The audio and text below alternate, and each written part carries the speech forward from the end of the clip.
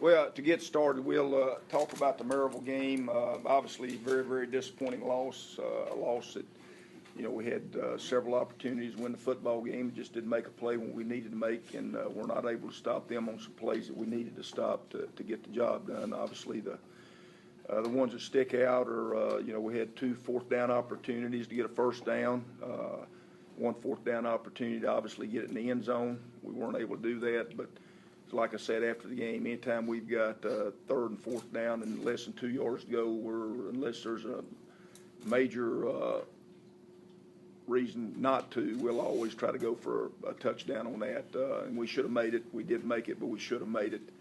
And then later on, we had an opportunity on 4th down that we didn't make it going in. That we could have kicked a field goal, but there was not enough time left to get done what we needed to get done. So. Obviously, on 4th down, when it's the difference in winning or losing the ball game, we got to make the key plays that we need to make. I didn't think we did a job on both sides of the ball of converting 3rd and 4th downs when we needed to convert them to give ourselves an opportunity to either score points, get first downs, or keep them out of scoring position. So that was a big, big key in the ball game. I think Maryville's got a really good football team, very well coached, did a nice job with what they do. They'll win a lot of ball games this year, obviously. Looking back 2 weeks ago, Kennesaw had another big win this week, so I think they've got a chance to be a solid football team, obviously, especially with what they do on offense. So we're sitting here at 0-2, and nobody ever said this thing was going to be easy. If it was, everybody would be doing it. But I think our young men have got their heads up and they're heading in the right direction. We did make a lot of improvement from game 1 to game 2. We had our opportunities to win. And if you look at the first game, we had basically an opportunity to win up to halftime. This game, we had an opportunity to win going late into the 4th quarter, just didn't get it done and gave up some plays when we can't give them up. But I do see a lot of improvement. I think our quarterbacking position with both those young men, Austin and Nick, made a lot of improvement and give us a chance to get better as a football team. We will continue to play 2 deep as much as we possibly can. I think that's really, really important for the football program right now. I think some people get frustrated with that, but that doesn't have anything to do with what we're trying to do as a program, what we're trying to do with our depth, because I do feel like not only this next game, but the rest of this season, the rest of the next 3 or 4 years, that we're going to need 2 to 3 deep at every position, because you never know when somebody's going to go down for the count. So if you look at it, we've got a lot of experience the last 2 weeks. We'll continue to try to gain depth. It's like I tell our players all the time, right now, these first 2 weeks have given us experience. And what we need to do now is convert that experience into wins by playing well and making the plays that we need to make. But, again, individually, Juwan Stinson had another really nice game. I thought Austin Hyrick and Nick Sexton both did some nice things at quarterback. Our wide receiving crew as a group did some nice things. A great, great play by Austin to Demetrius Anthony down in the end zone, which was a ESPN-type catch in the end zone, and I thought was a really great play on him, and that gave us a chance to, I think, come out with a victory, even though we weren't able to do that. Defensively, Tavion Lott made a lot of improvement from game 1 to game 2. I think Dylan Weigel right now has been the most consistent player we've had for two weeks in a row.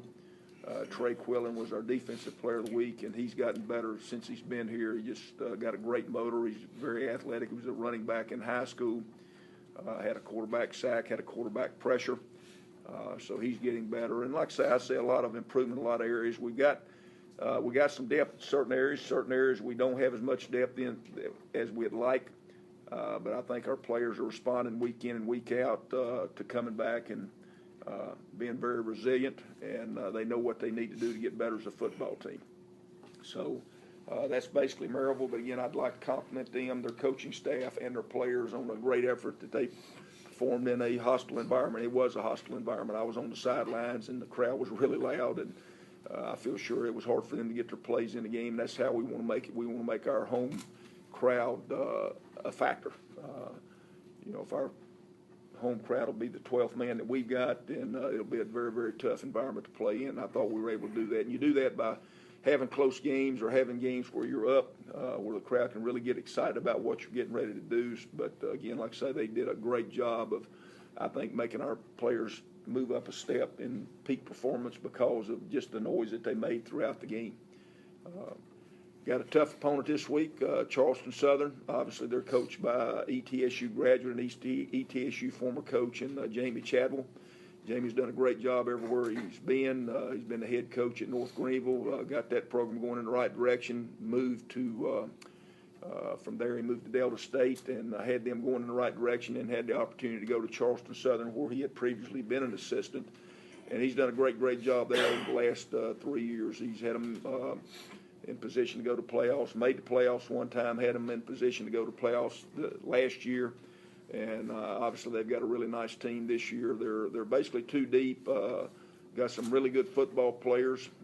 Got beat by a FBS school last week in Troy University, who used to be Troy State. I know a lot about them. They've got very good athletes and been very competitive against SEC and ACC and Big 12 opponents over the last several years. And so for Charleston Southern to go down to Troy and basically play them as well as they did, I think says a lot for them, their coaching staff.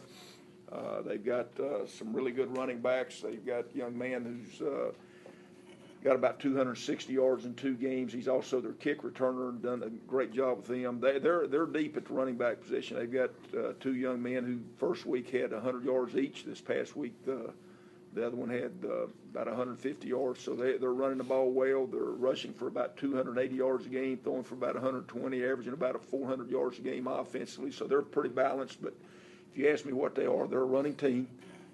They try to control the clock, run time off the clock. As they run time off the clock, score. They do run a number of different options. You've got to be prepared for a belly option. You've got to be prepared for the zone option.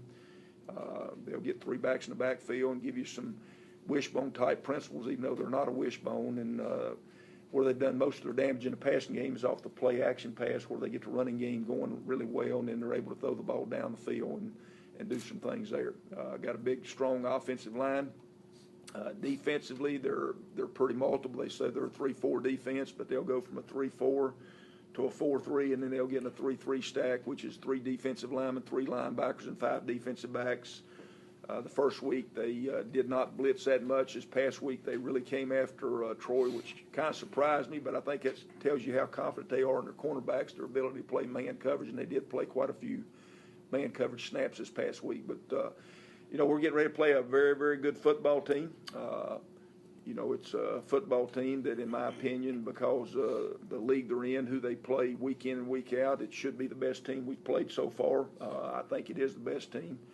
And again, that's not taking away anything from the last 2 opponents, because I thought they played well. But, not only are we playing the best team we've played so far, we're for the first time playing in a hostile environment. We're going away. This will be a brand new experience for our players. And it's something that we've got to get them focused on, how to do it, how to deal with it, the way we want them to go about the process of from eating here to getting on a bus to going to Charleston to walk through to the next day, having a long day before a 7 o'clock game on Thursday night. So there's a lot of things that this game will help us get better at.